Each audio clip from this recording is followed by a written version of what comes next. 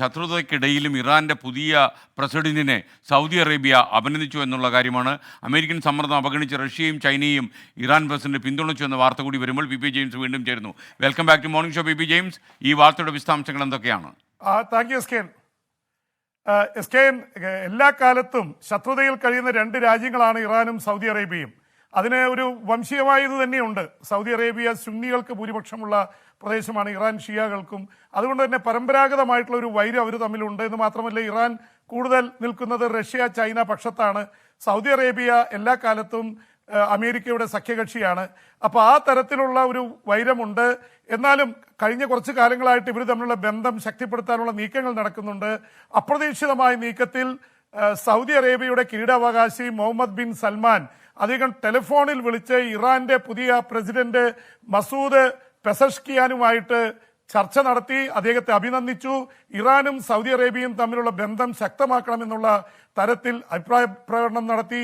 സ്വാഭാവികമായിട്ടും Saudi Arabia ഇപ്പോൾ അമേരിക്കയായിട്ട് മാത്രമല്ല റഷ്യയിൽ നിന്ന് എണ്ണ വാങ്ങുന്നുണ്ട്, ചൈനയായിട്ട് ബന്ധം സ്ഥാപിച്ചിട്ടുണ്ട്. അങ്ങനെ സൗദി വേറൊരു തരത്തിലേക്ക് മാറി ചിന്തിക്കുന്നു. എല്ലാവരെയും ഇന്ത്യക്ക് ചെയ്യുന്ന പോലെ റഷ്യയും അമേരിക്കയും ഒരുപോലെ കൊണ്ടുപോകുന്ന ഒരു നയമാണ് സ്വീകരിച്ചിട്ടുള്ളത്. അപ്പോൾ അതിൻ്റെയൊക്കെ ഒരു പശ്ചാത്തലത്തിൽ ഈ ബന്ധത്തെ കാണേണ്ടി വരും. എന്തായാലും ഇറാന്റെ പുതിയ പ്രസിഡന്റ് പ്രോഗ്രസീവായിട്ടുള്ള പ്രസിഡന്റാണ്, യാഥാസ്ഥ്യ വിഭാഗത്തെ അധികം കേൾക്കാത്ത ആളാണ്, പാശ്ചാത്യ രാജ്യങ്ങളുമായിട്ട് വലിയ ബന്ധമാണെന്നുള്ളൊക്കെ ആരോപണം വന്നിരുന്നു. പക്ഷേ അദ്ദേഹം അമേരിക്കയുടെ സമ്മർദ്ദങ്ങളെ അതിജീവിച്ച് പരസ്യമായ പിന്തുണ റഷ്യയും ചൈനയുമായിട്ടാണെന്ന് പ്രഖ്യാപിച്ചു എന്നുള്ളത് കൂടി വലിയ ഒരു രാഷ്ട്രീയ പ്രാധാന്യമുള്ളൊരു കാര്യമാണ്. അതിനിടയിൽ എസ് കെ നമ്മൾ ഇന്നലെ സംസാരിച്ചതാണ്, ഒമാനിലെ മസ്കറ്റില് ഉണ്ടായിട്ടുള്ള ഭീകരാക്രമണത്തിൽ നിരവധി പേർ കൊല്ലപ്പെട്ടിരുന്നു. പാകിസ്ഥാൻകാർ, ഒരു ഇന്ത്യക്കാരൻ അടക്കമുള്ളവർ കൊല്ലപ്പെട്ടിരുന്നു.